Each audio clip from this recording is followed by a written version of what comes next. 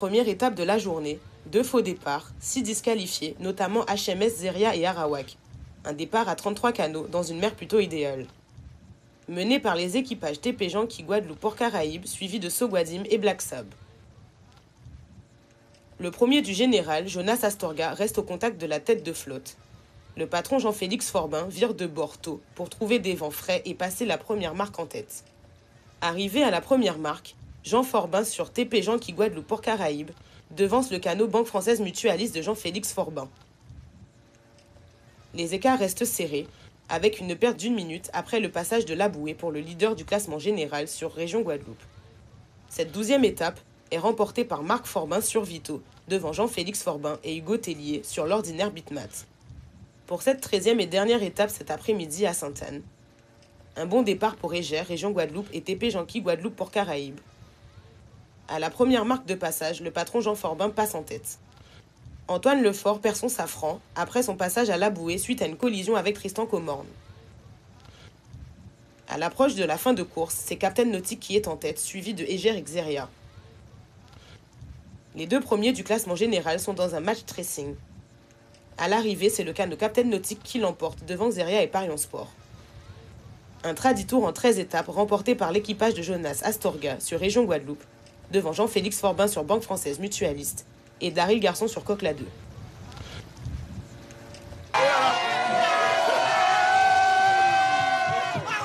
Oui, on l'attend depuis un moment cette victoire.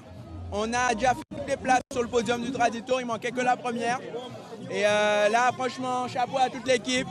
On a tout donné. Tous les jours, on était à la lutte avec Jean-Félix.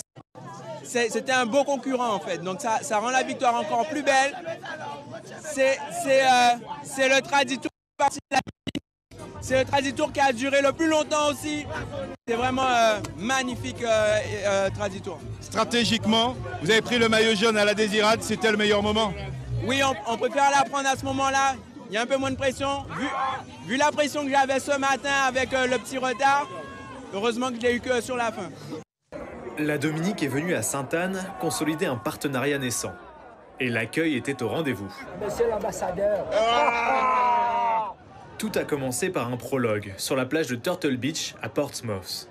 Les 39 canots de la flotte s'envolaient de la Dominique pour un traditour historique.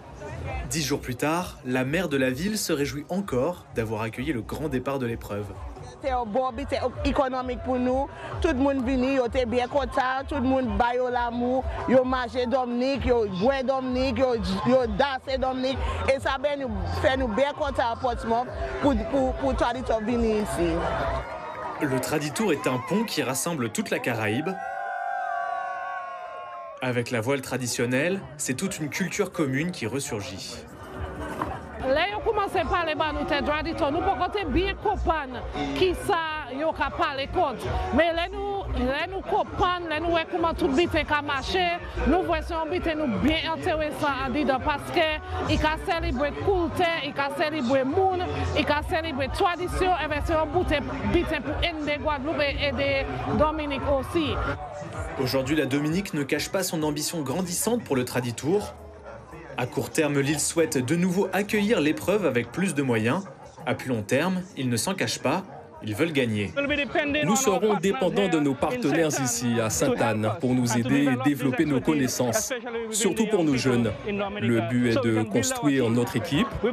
Nous ne gagnerons pas la première année, mais peut-être la deuxième. Nous serons prêts à vous étonner.